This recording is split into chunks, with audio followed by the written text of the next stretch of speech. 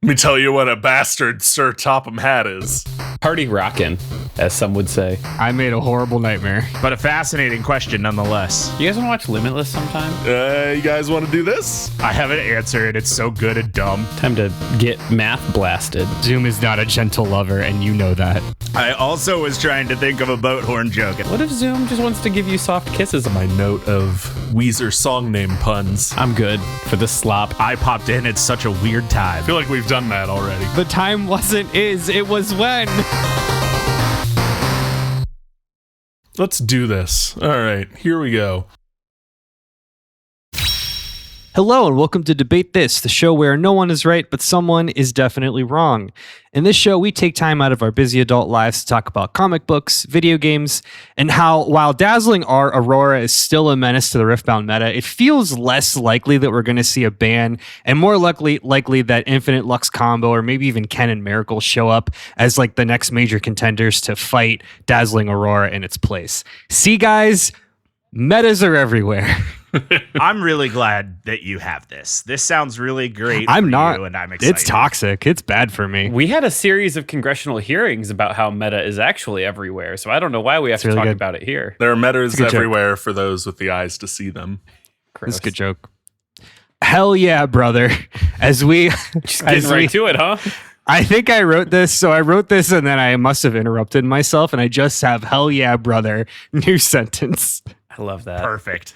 I'm not changing it. Hell yeah, brother. As we highlighted in the last flavor text and also the last 3 years of this show, the remaining Debate This gang that aren't Kyle fell hard into trading card games in this here, the post-COVID era, which I assume is the era that history books will exclaim this and nothing else.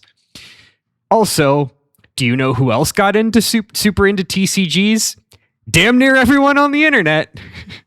And scalpers. Yep. Mm-hmm. And finance And bros. scalpers. Yeah. And also plenty of industry plants that may or may not be on Instagram.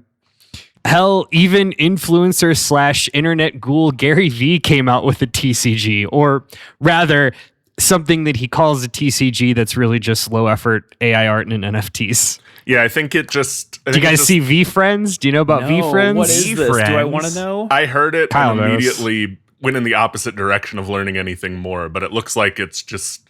He got real into NFTs, and this just looks like an attempt to like try and get anything back on the money he spent on NFTs. So That is 100% Great. what it is. yeah. That sucks.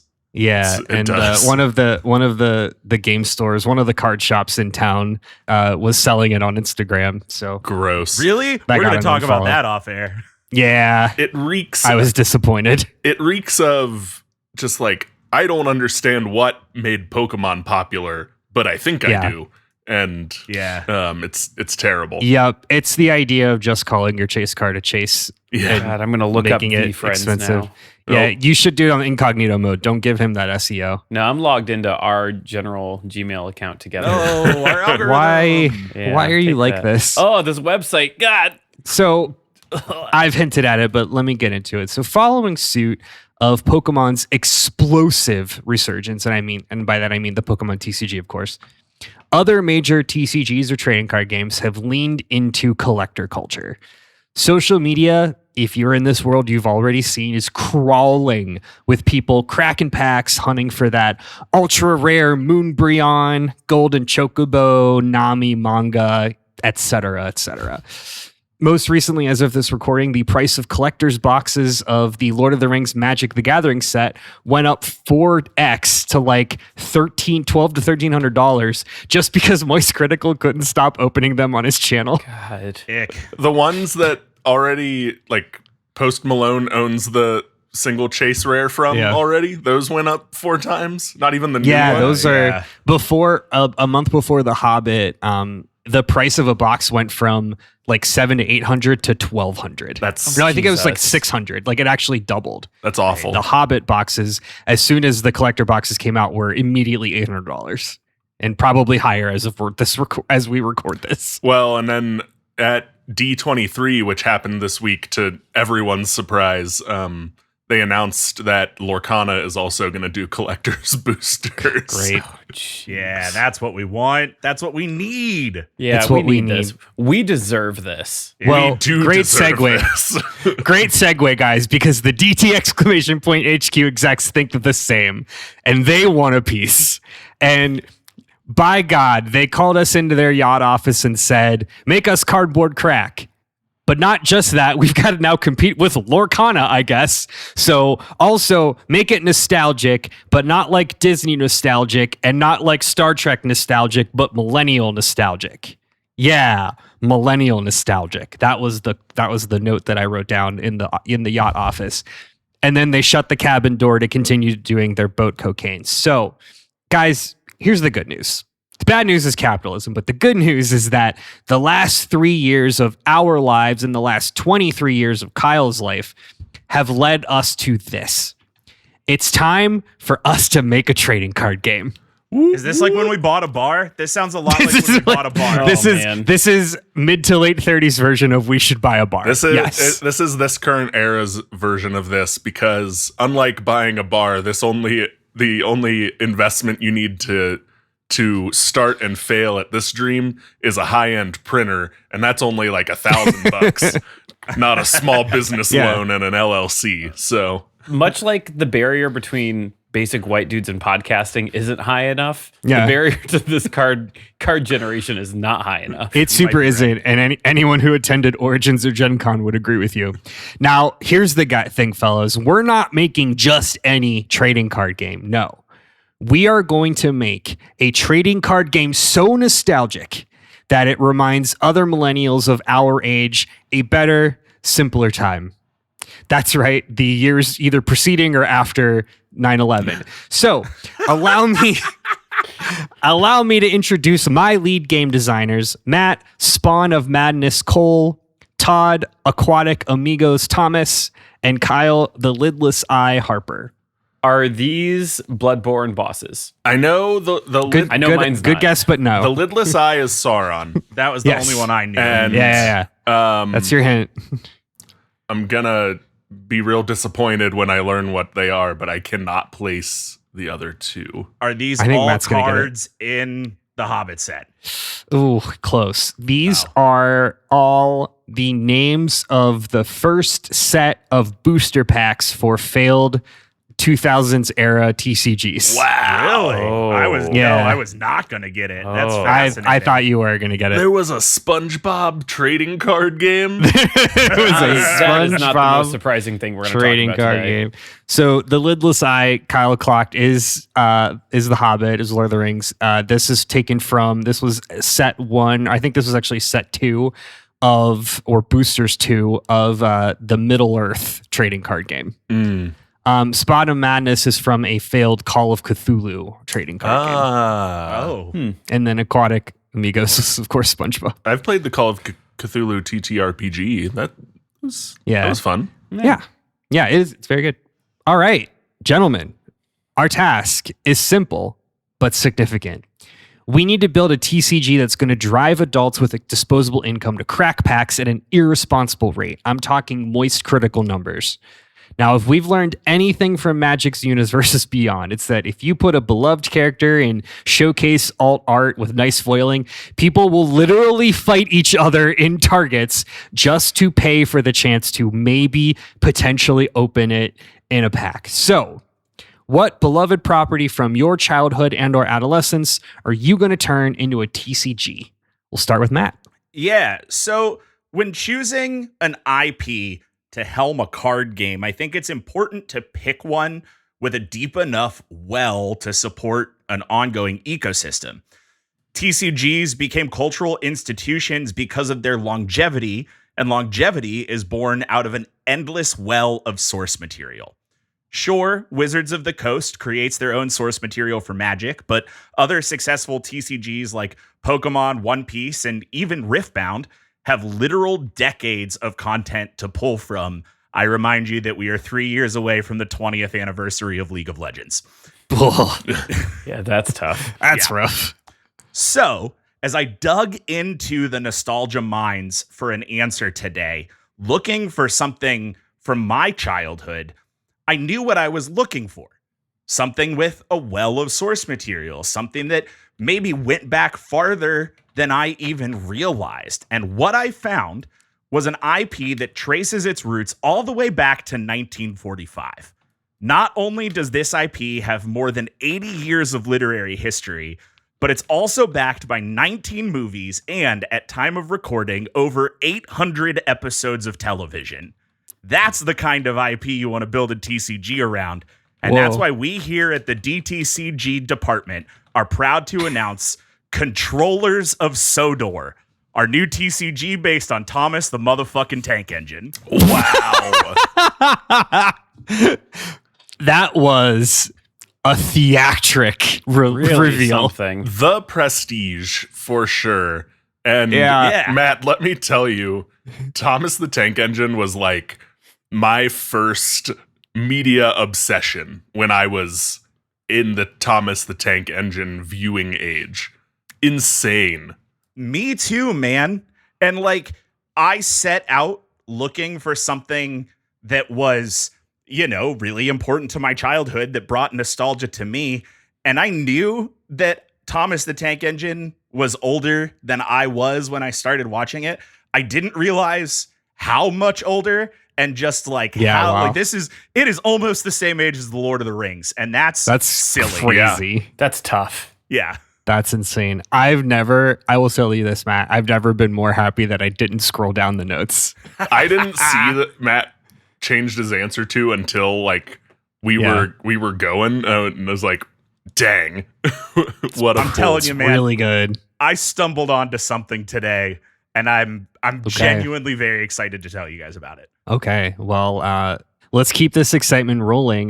Next, we've got Todd. Yeah, if Matt talked about a product or an IP that has longevity and staying power, I'm going the other direction. I'm going flash in the pan, something that burnt bright and could not remain. So growing up as a child of the 90s meant that when you finished your school day, you'd come home and you'd look forward to your favorite cartoons, your X-Men, your Spider-Man, your Batman, your Mans.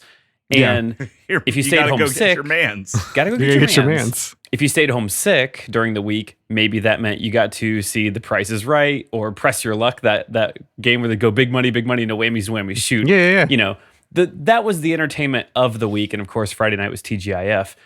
However, something special happened between the window of 1989 and 1996, most Saturday evenings. Something special, something powerful, something American. And that's why I'm proposing we bring back the original 90s American Gladiators in a form that respects the broken bodies that this series left in its wake through a collectible multiplayer trading card game.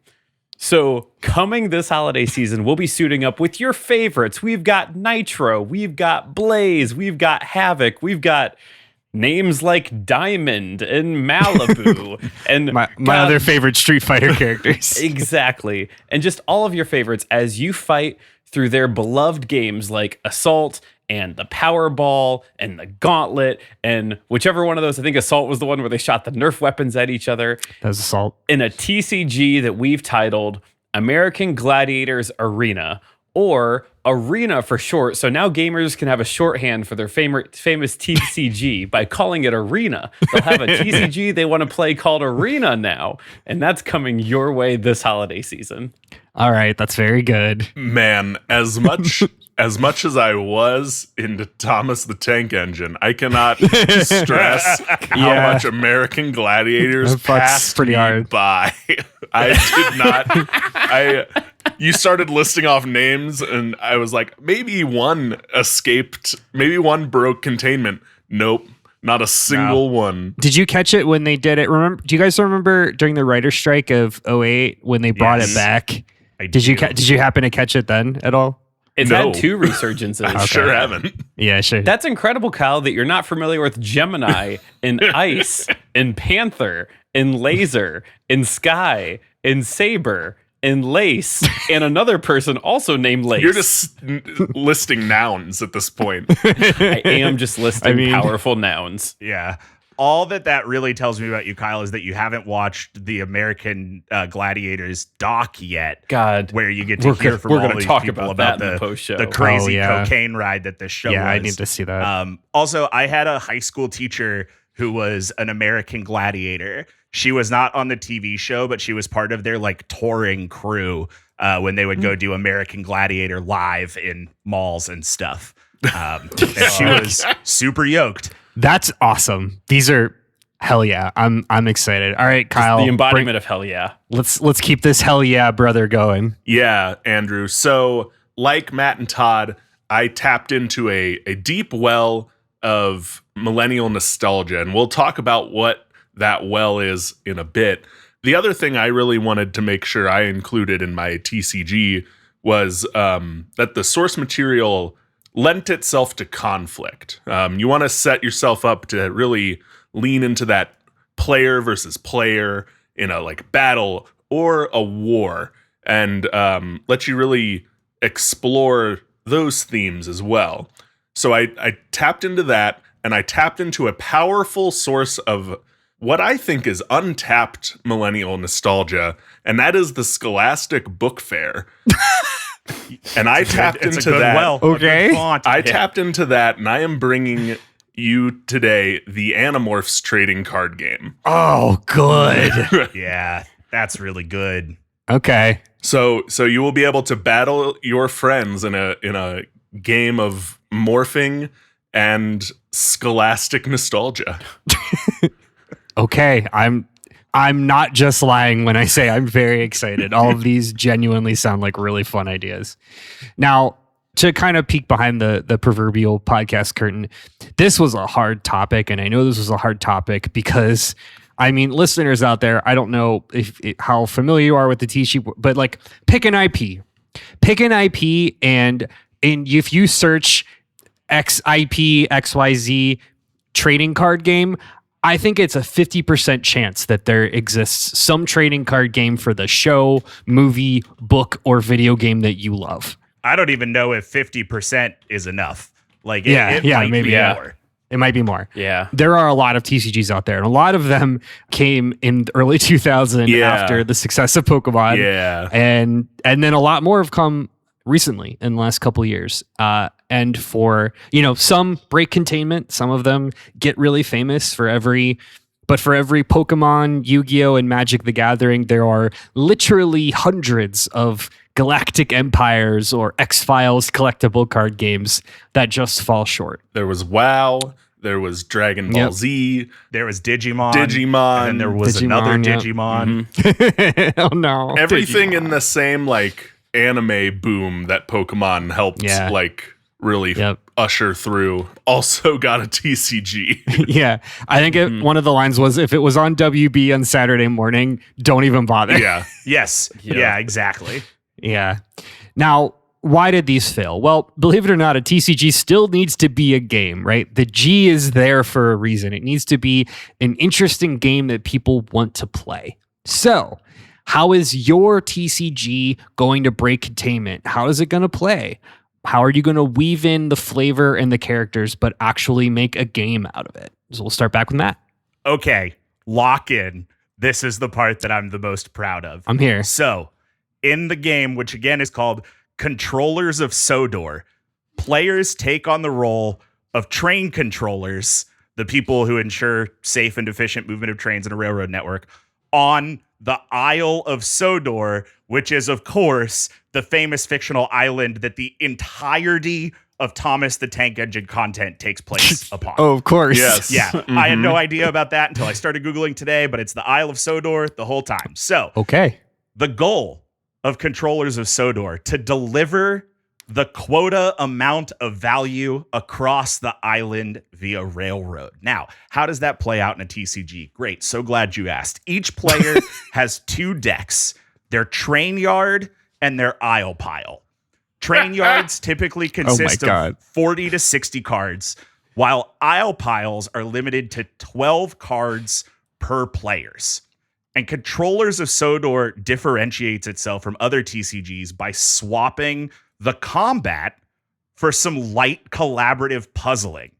contained within a 3x3 grid between players.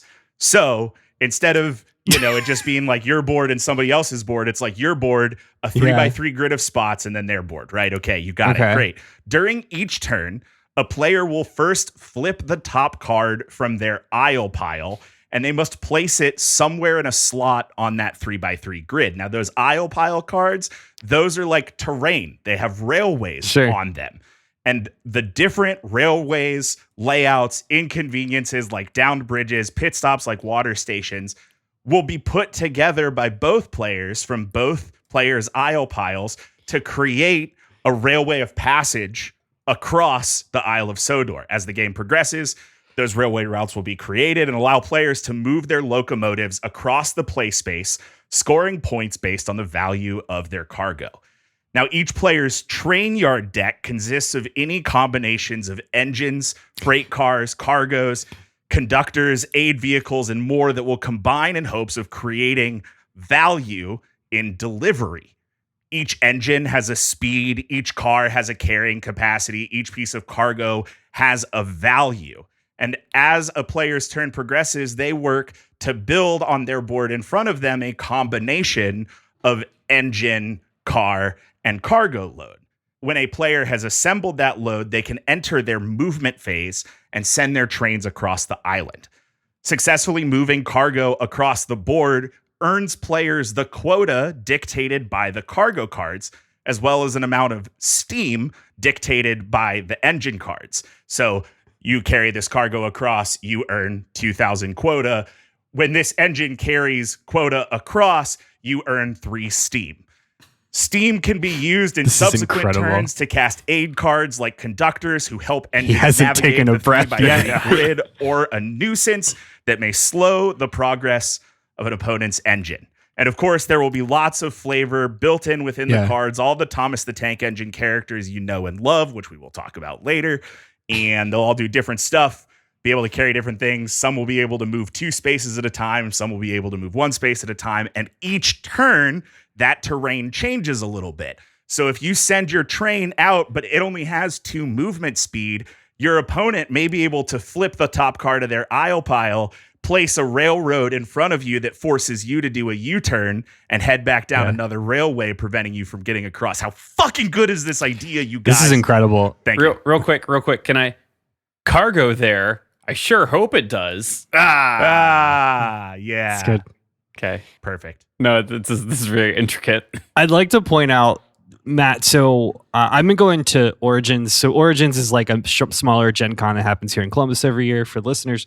And I've been going for years. And every year there is a group. It's called the Columbus Train Gamers. It's just a group of very, very intelligent adults who play train games, because train in the board game world, train games is its own genre. Yeah, for sure. And it requires, I'm going to be honest with you, a different type of brain. Yeah. This is a banger train game, Matt. This is a good train game. Yeah. I realized as Matt was talking, this is all going to sound like variations of the cones of Dunshire. Dunshire. And I couldn't be more excited.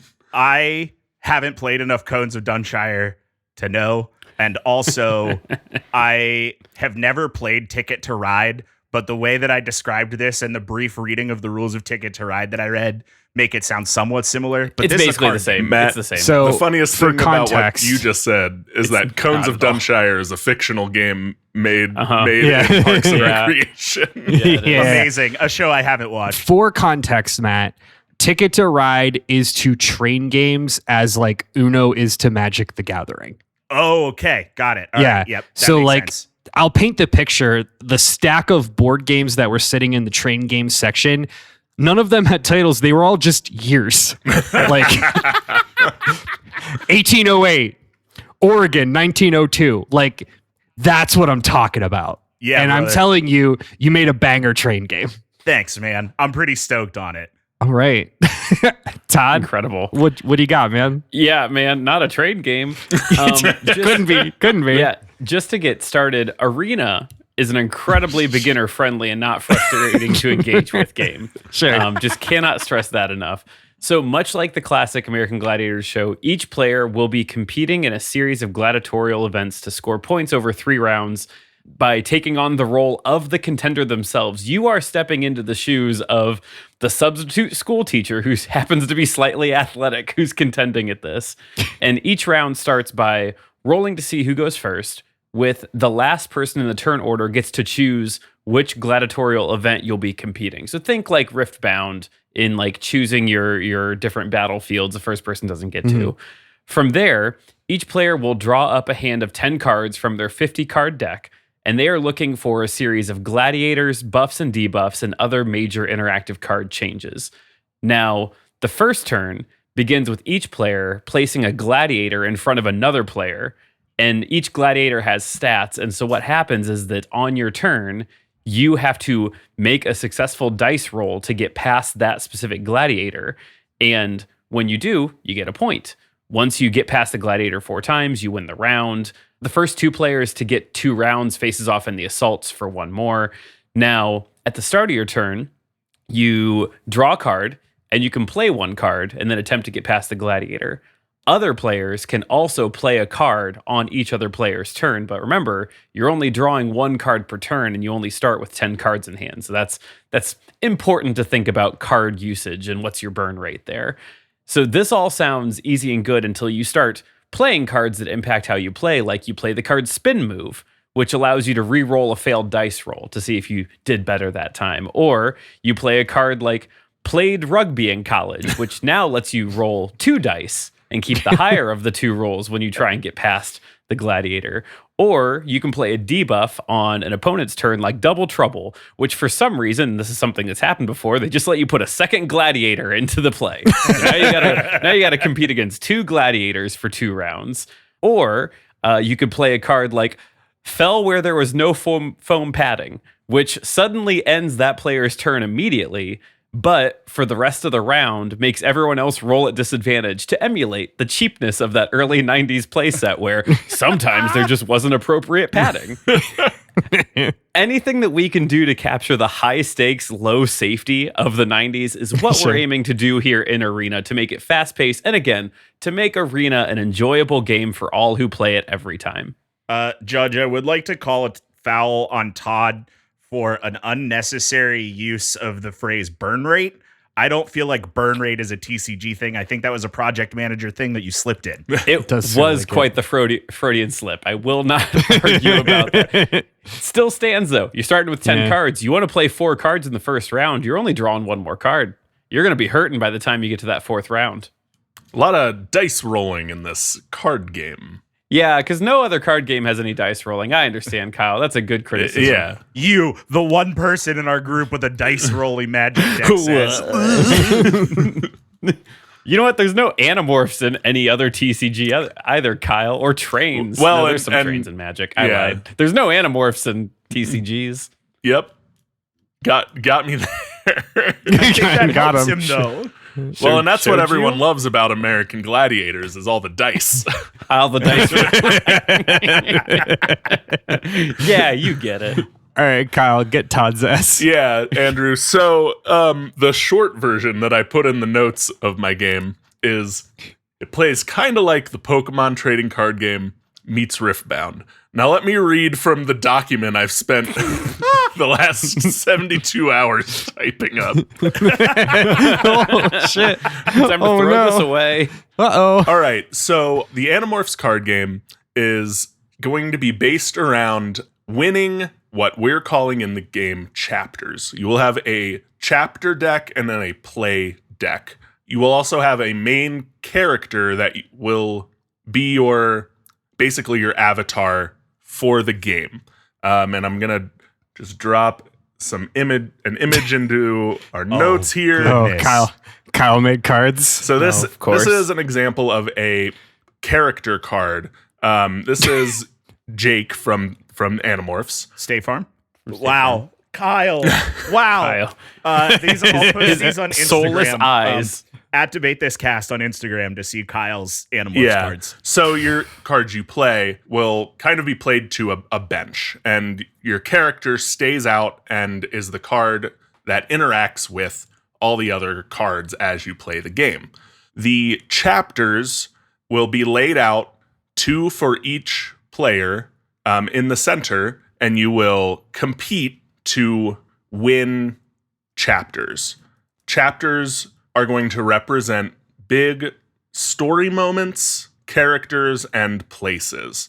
So I'm dropping into our notes here a chapter setting card, a chapter event card. This isn't being relayed over the audio medium, but I do want to give Kyle a major shout out for sticking with the late 90s branding and font treatment that the Animorph book covers had. It's ass to read, but an inspired design choice. Terrible to read, but I couldn't spend any more time finessing the Yeah, no, it's perfect. The card, don't change a thing. So I could actually make these. So chapters break down like this. You have settings that are locations from the books that cause a one-time effect to happen. You just move your character to a setting and you get the effect of it. And they have restrictions on what can move there, how your character has to be to move there. And we'll talk more about that in a minute. Events are things you actually have to win. There's a number down in the bottom you can see. You have to build your character's points up to overcome the number of points on an event to either get a success or fail.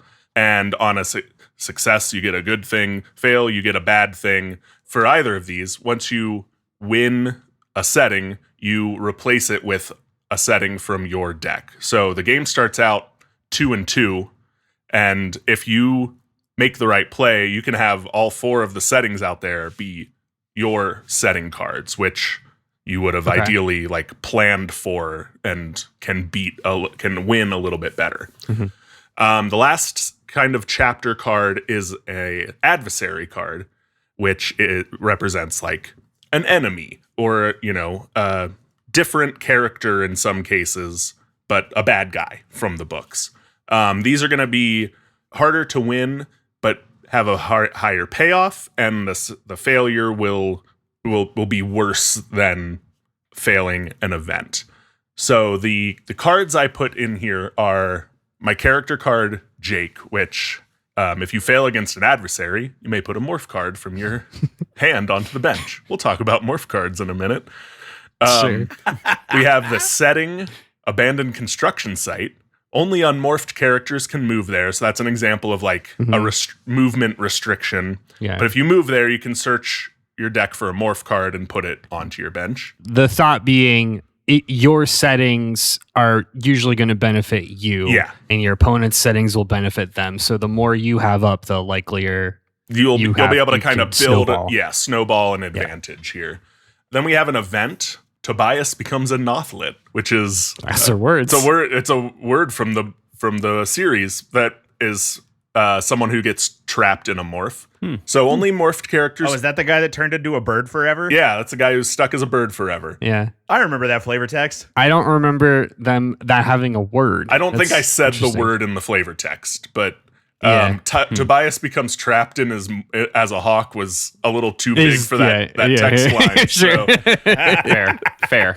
So this has only morphed characters can move to the event. It's got some restrictions, and this also changes your character where if you move here, your current morph becomes your base form. And then it has successes and failures for winning it. And the adversary card is a Taxon controller, which actually gets a disadvantage against certain types of morph cards and has our first instance of hinting at how you win the game. If you get a success against this particular adversary, you get a scholastic point. What's a scholastic point, you may ask? Glad you did. That's our scoring system. If you get 10 scholastic points, you win the game. The first person to 10 scholastic points wins the game. So those are kind of what we're competing over. And how are we doing that? Well, we have 2 cards that adjust your character, 2 kinds of teammate cards. We have morph cards, which represent the animals that the Animorphs turn into. And Kyle. and I didn't make examples of these, but you'll also have ally cards, which are other characters that give a boost to your character. Other characters from the books that you aren't using as your like representation in the game, but is a way to fit more characters. Oh wait, I did make. Where is he? Yeah, there he is. I did make an ally character. I didn't make the reaction cards that I will talk about. So morphs, you play to your character. You can only have one morph played to your character at a time, and you ready others on your bench. And those add effects to your character. There are different kinds of morphs. Like combat morphs are more made for combat, better for like beating adversaries specifically. And then stealth is the other kind of morph I have here, which is better for winning settings, sometimes events. And then there will be various other types of morphs like strength morphs, infiltration morphs, etc., etc. The allies stay on your bench and just apply a global effect to your side of the board. So the one I have here is Eric the Chi, android dog character from the book that is a strict pacifist. Doesn't do anything if it will cause harm to someone. Starts out with, if you move your character to an adversary, remove Eric from the bench. You get rid of this ally if you get into a fight. But it gives a huge boost, +3 against all events and settings. So it helps you win your events and settings chapters. The last card type are reactions, which are instant speed spells. I didn't make an example here, but when you move your character to a chapter or your opponent moves a character to a chapter, you'll have a chance to respond in an attempt to try and either boost your character to overcome the number of points you need to get a success, or you can negatively affect your opponent to hope to push them towards a failure. And that's Animorphs, the card game. The prestige. That is Animorphs. Wow. I am speechless. Floored, even. Thank you. How many patrons do we need to buy the high-end printer? Yeah, that's a fair question. I feel like, unironically, I want to start a game company. I want to make a TCG. I feel like one of these games, maybe none of these are actually TCGs, but these are definitely all games that could be a lot of fun and potentially successful. Yeah. Listen, they made Desert Storm collector's cards. It's true. Those went to print. Did. Yeah. They sure Matt did. bought a pack of them. We've seen them. Yeah. I find those everywhere too, man. Yeah. Must have really overprinted that set. My George Bush is within arm's reach. So, speaking of, great segue. We have to talk about the most important part of the TCG, the chase. So, much like Desert Storm has the George Bush chase, tell me, what is that ultra rare, super exclusive card or series of cards that people are going to be ravenously opening packs for? And how are you guys going to create that feeling of FOMO in your players' hearts if they aren't ravenously opening packs? Yeah, so our first series, and it's not a set, it's a series because it's British. Our first series will, of course, include the 8 famous engines from the original Railway series of books. That's Thomas, Edward, Henry, Gordon, James, Percy, Toby, and Duck. Those are some British-ass dude names. Toby and Duck. British-ass dudes in a book written in 1945. Yeah. They're all going to be present with both book illustration artworks as well as, quote, live action art of the train models from Thomas and Friends. Because if you didn't know, I was reminded today that for the first 20 or so years of Thomas the Tank Engine airing, it was all recorded in live action with train models with puppet faces, and none of them had none of them had voices. There was just a narrator, and at the beginning, that narrator was Ringo Starr. And in 2002, in the United States, it became George Carlin. Yep. Yes, it did. Matt is You're so speaking right. facts. Yeah. Was it Ringo Starr from the beginning? I thought he came on at some point. I don't. No, he was like the original. Okay. There was an unpublished pilot, and then it was Ringo Starr for a while, and then he stopped doing it. Okay. Yeah, it was not Ringo Starr for very long. Incredible. But anyway, there will be artworks from the book and artworks that have live action. We'll even have some that have Ringo Starr and George Carlin's autograph embossed on the cards. Many other characters will come to print quickly with a focus specifically on the 1996 to 2007 era Thomas and Friends characters like Emily, Rusty, Diesel, and of course, George the Steamroller. Of course. Despite the inclusion of all of these other characters, we do expect that Thomas will remain the most popular, and at least one new Thomas engine is guaranteed to be printed in every set. However, we do have a few ultra rare chase cards that will keep cracks packing for years to come. The first is a copy. Cracks packing. I like it. Keep your cracks packing, baby. The first is a copy of Thomas the Tank Engine #1, featuring the original art from the book drawn by Reginald Payne. Payne, of course, illustrated the first book of the Railway series and gave Thomas a sloped running board, which would later be corrected by canonically having Thomas experience a train crash. What?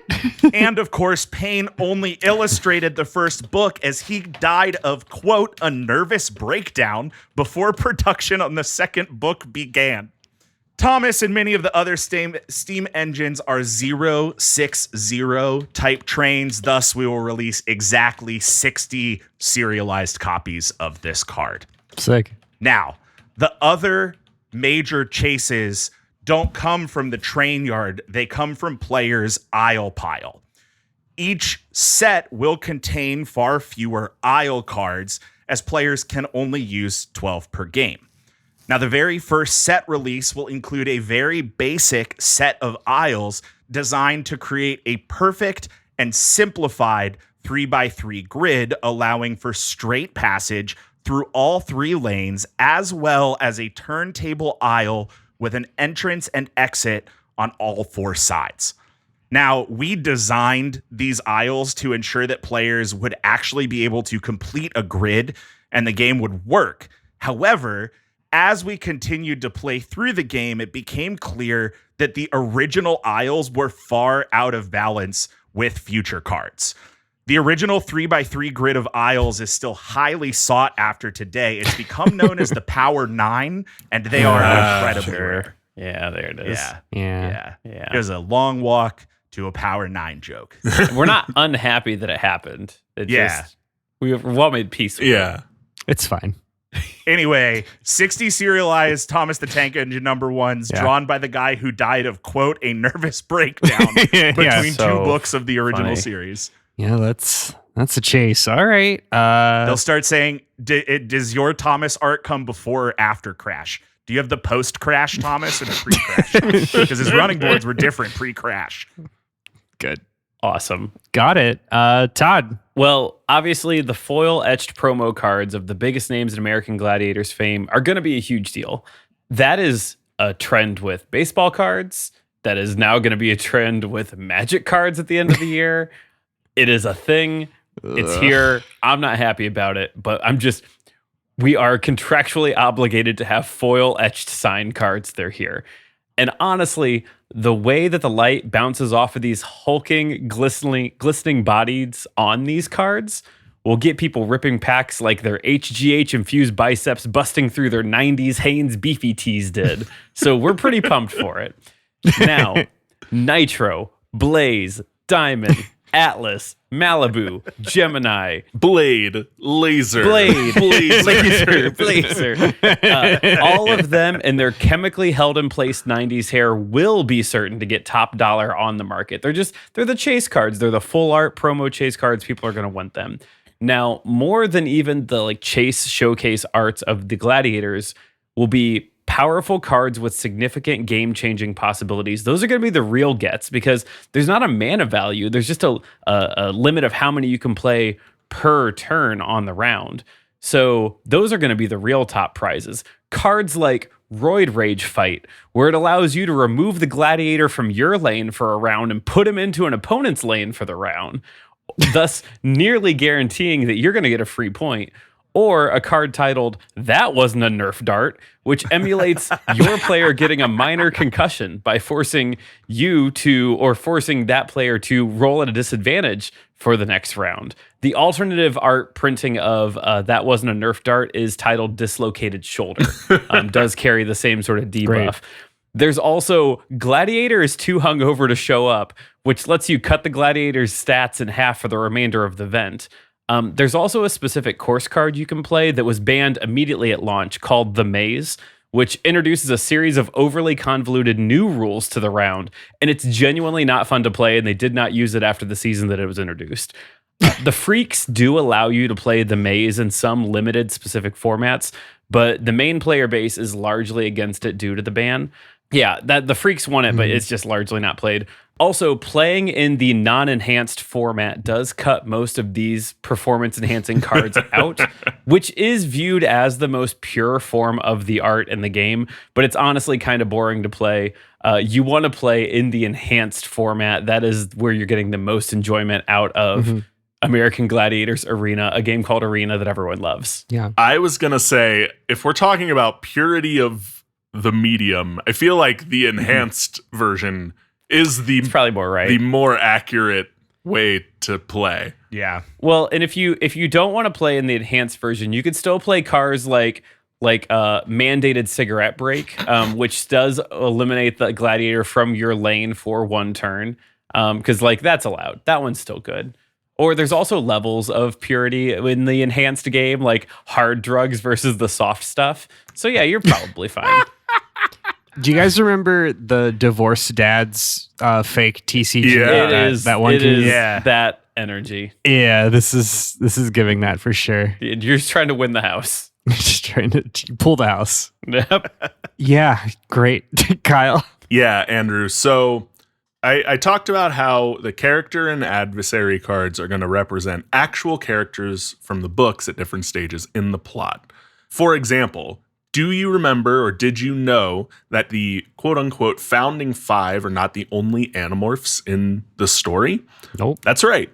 As the Andalite-Yeerk War escalated on Earth, the six beings we know as the Animorphs recruited kids with disabilities to be extra soldiers in the war. I think I remember that. Was this flavor text. was this the spin-off? Is there a spin-off? There's not Am I a remembering that right? spin-off, but it has spin-off okay. episode to set up a spin-off vibes. Yeah. The idea was Got that they thought these kids would be safe to share their secret with because the Yeerks had already passed them by because they were kids with Sure. disabilities and therefore wouldn't be good hosts. So they were like, well, we'll give you a chance to not have your disability and recruit some more child soldiers to our war.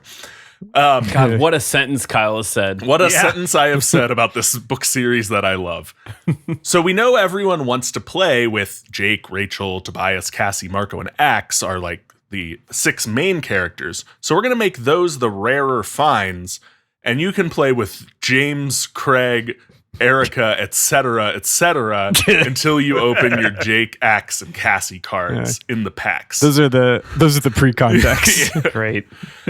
Now the rarer adversaries are going to be the even higher chase cards because that's how you're really going to stick it to your opponents and show off. Like I said, the adversaries are the cards your opponents are going to have to directly interact with as you start snowballing your win. So some adversaries, like the one I showed earlier, will be more common, but there will also be big rare foil like Hork-Bajir adversaries or big foil rare Visser 3 adversaries to be the real chase rares, the real tough adversaries to beat, but practically win you the game when you do beat them. If your opponent isn't ready for it, it'll really put a roadblock in their way and put you ahead in the game. So those are kind of the two ways we'll make our chase rares super chasey. Hork-Bajir. Hork-Bajir is a Visser 3. species of alien. Visser 3. Visser 3. That's serious. Yeah, man. Kyle, I do have a follow-up question. Yes. So you mentioned the Scholastic points Yes. earlier. What do the point trackers look like? And is the answer they are Pizza Hut bucket pins? Andrew, thank you so much for asking. And yes, specifically, so you can track your Scholastic points with anything, but Oh, sure. players will know you're really in the game if you have the limited edition trackers that look like Pizza Hut bucket tickets. From our partnership with Pizza Hut. You show them you cracked enough packs, you get the Pizza Hut bucket ticket counter. So speaking of watching other people crack packs, obviously one of the main ways that people interact with TCGs is via Instagram. It's every time Todd goes on Instagram Live and watches people crack packs in these TCG shops. Don't call me out. It's not just me. It's specifically including you, not exclusively you. When's the last time you opened Whatnot, Andrew? 30 minutes ago. While we were recording. Prof, I'm on it right now. Prof keeps doing giveaways and I keep having to install the stupid app again. Have is a major word there. Yeah, need. So his teeth itch if he doesn't. It's true. So obviously this has become a major component to TCGs. So we're going to need an industry plant. So what well-known, we're going to do the super secret bonus question as is the format of our show.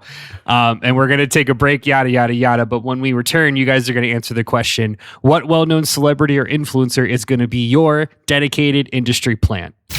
A perfect commercial break. And now we're back.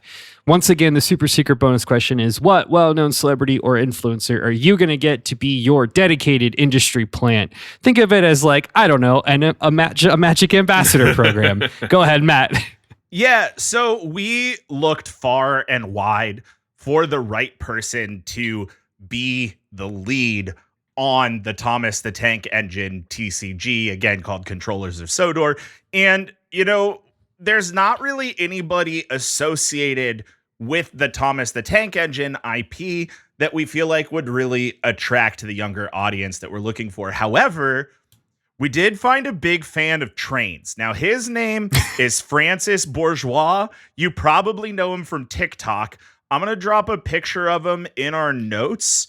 Is he from Train Talk? I guess he's a train spotter. I just posted a picture. Okay. Of him. Oh yeah, he posts really exciting videos of trains passing by, and every time he wears this head-mounted GoPro that has a fisheye lens that shows his reactions. He's always really excited. It's very positive content. This looks increasingly wholesome. Yes, he's a really good guy. We think that he's going to be super excited because he knows so much about trains, and every time he cracks a pack, he'll be able to tell you not only who the character is, but also what type of train that character is, and we think that's really going to attract the audience. Also, we've got Pat Monahan, the lead singer of Train, on backup. So, that's plan B. A little bit of hat on a hat, but sure. Todd. Yeah, so a wrestler from kind of I'd say the 2000s wrestling era, The Miz, is hosting the 2020, like the most recent relaunch of American Gladiators, which I'm positive I will not be watching. No. So we've got to stay in that vein. We need someone who captures some level of nostalgia, but also is a known name. So, I mean, And they've also got to be angular and muscular. So, I mean, it's almost got to be John Cena, because how couldn't it be incredibly everywhere, certifiably known industry plant John Cena? I'm going to stop talking. I've settled it's John Cena. The answer is John Cena. It's John Cena. John Cena, who hosted Wipeout, it's John Cena. Yeah. I'm not happy that you flashbanged me with Mike the Miz Mizanin today. I wasn't happy that I found that. I've not thought about the Miz in a minute. In a Miznit? Hey. Nope, I wasn't going to say it. Nope. Matt did, so you didn't have to. Niv Miznit. There it is. That's something. Yeah, sure. That's certainly something. I do appreciate that you called out John Cena for the industry plant that he is, because he is certainly an industry plant. Time out. He is an industry plant, right? 100%. Like, he said 100%. something that was slightly sliding to, I forget exactly what he said, but he put out a full 90-second camera face forward apology video in fluent Mandarin to apologize for a whole culture of people that he insulted during some DC promo tour. Unbelievable. Wow. Man is an industry plant. He can sure be is. wholesome and good and still be an industry plant. He's the voice of of Honda commercials right now. I don't know if anyone else has picked up on that, but whenever you see a Honda ad, that's John Cena selling you a car. Yeah, dude's doing great. Must be. Kyle. Yeah. So Andrew, we got star of the Nickelodeon Animorphs TV show. Your parents may know him from Nathan Fillion vehicle The Rookie, where he is also currently starring. Sean Ashmore will be our industry plant here. That's really good. You may know him best as Iceman from the Bryan Singer X-Men movies. No, I know what I know him as. So he's going to be our industry plant, selling this cardboard all over social media for us. However, Andrew, we did also get, for a one-time appearance, we got Walter Emmanuel Jones and David Yost, the original Black and Blue Power Rangers, to hold up a pack of cards and yell, "It's morphin' time" into a camera for our first ad. Wow. You probably paid them Kyle. $250,000 to say those words. We sure in that did. order. We sure You got did. it. Incredible. Well, I'll tell you this, guys. At least two of these are really, really fun games that I would absolutely like to play.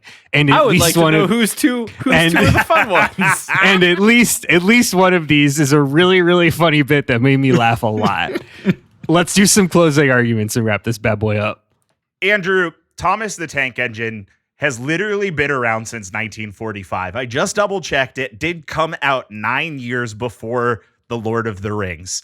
Thomas the Tank Engine has been a cultural touchstone since before Gandalf, and that's an insane That's thing. not true, because The Hobbit came out in 37. So Damn it.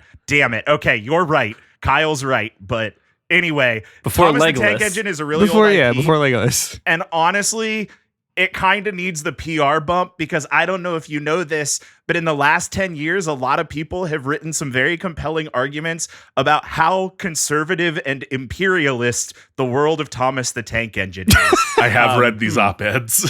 I read some op-eds today, and you know what? Honestly, they made some good points. It is a little weird how much the Thomas How the much Tank power Engine Sir show- Topham Hat holds in this society. Yeah. and how much of your value is defined by the output of your work.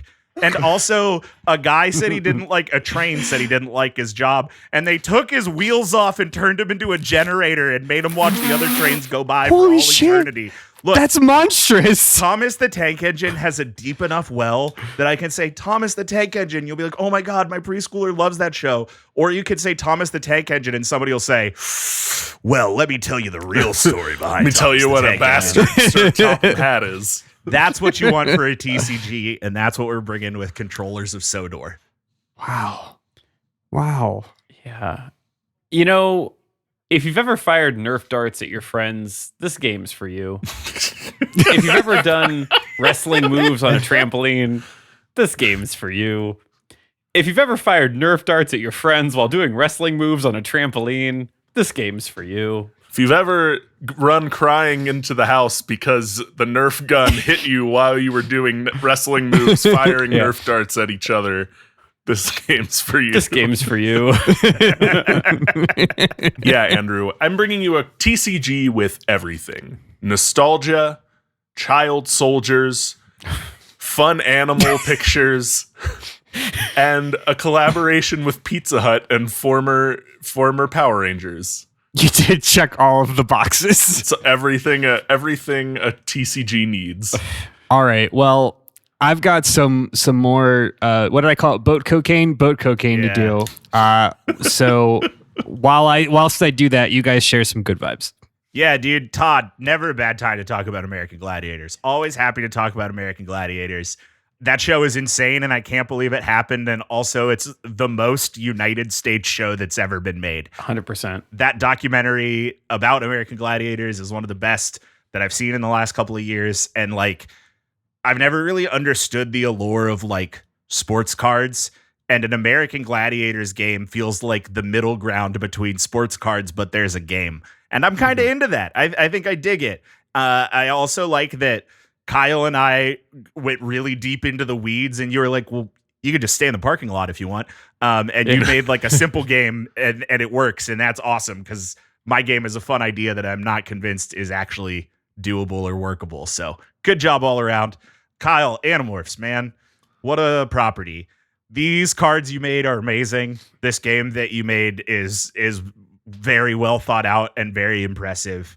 Everything I learn about the Animorphs lore confuses me a little bit more than the last. And that's not your fault, because you explained it to us very well in a flavor text, and very little of that stuck. It slipped off me like a thing in the Yerk pool. Anyway. Nailed it. Good job all around, guys. Matt, I'm not convinced your game couldn't be made. I'm not convinced your game couldn't be understood. You know, listen, people explain what banding is in Magic sometimes. You know, like people learn how to resolve the stack. My family tried to teach me the intricacies of euchre no less than 12 times. And I think that if any of those things can be grasped by people, then trains can be done. I think that's good. Kyle, when you listed off the things about your game, I couldn't help but, I've made this joke before, but hearing it in the Stefan from Saturday Night Live, this club has everything. Has everything. Child soldiers. Yeah. Never upset to hear about Animorphs. The card art you put in here that will be on our socials that everyone should see feels so right. Paying former child stars of the Power Rangers a dump truck full of money to say it's morphin time exactly one time on camera when they're on site for no more than 90 minutes. Incredible. Unrelated to your answer, the fact that you pulled Sir Topham Hatt just out of your head is like when, I don't know, I think one time people, I'm assuming Matt referenced ICP, and I name dropped both the names of ICP, Violent J and Shaggy 2 Dope. And I feel like this is a very similar poll. Why should we know this? Why did you have this so ready? And yet I do, and we did. Yeah, Sir Topham Hatt is unrelated to your answer, but I had to sit back in my chair when you just dropped that.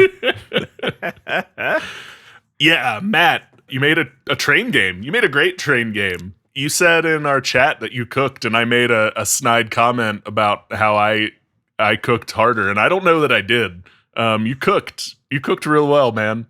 It's a train game for train people, which certainly you'd sell it. It has a market. Yeah. And I love Thomas the Tank Engine, and I want Ringo Starr and George Carlin on a trading card now.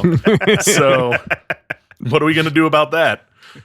Todd, I don't know anything about American Gladiators, but your point about this being a game for the people that wrestled on a trampoline with Nerf guns is valid and accurate, and your game sounds fun.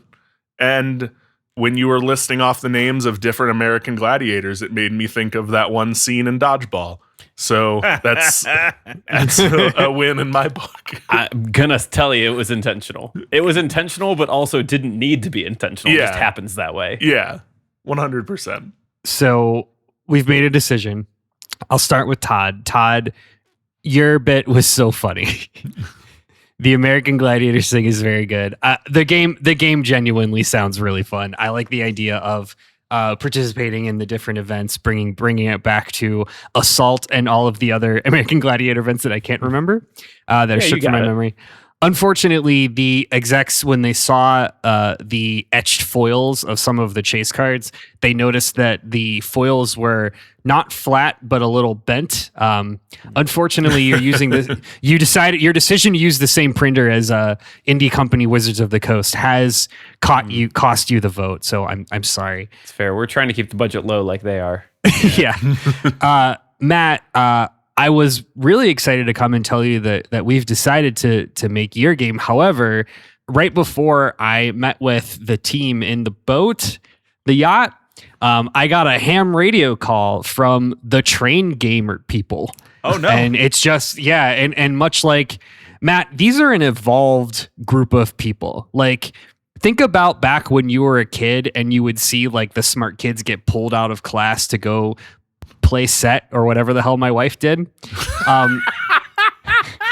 This is basically you've been called to the Train people, Matt. This is beyond all of us. This is bigger than Debate This. You've been called up. My people are calling and I must go. Yeah. So you have to pack a bag because oh shit! You do have to pack a bag and get to the nearest regional train station. Yeah, I was in Cincinnati. So. Good luck. There you go. That's why they called you and not us, because you just know that. You're gonna get to ride the Amtrak trails with former President Joe Biden. Oh God! So we're left with Kyle now. Kyle, you also made a really banger of a game. Your foiling, honestly, is pretty great, and that's really what it came down to. Is your cards weren't pringling. So believe it or not, that's all that people care about. So that's all that people care about. It's true. That's going to do it today. So thanks everybody for listening in to Debate This. You can follow along with the arguments on Instagram, YouTube, and Patreon at Debate This Cast, or on our website at debatethiscast.com. Hey, we have a Patreon. You've heard us talk about it, but we're doing a lot of fun stuff over on the Patreon. That is at patreon.com/debatethiscast. Baseline, $5 a month will get you access to our monthly Patreon feed. We have an extra episode. Right now, we are finishing our Lord of the Rings rewatch show, except that we aren't doing Lord of the Rings. We're all doing our own chosen movie and or short form series.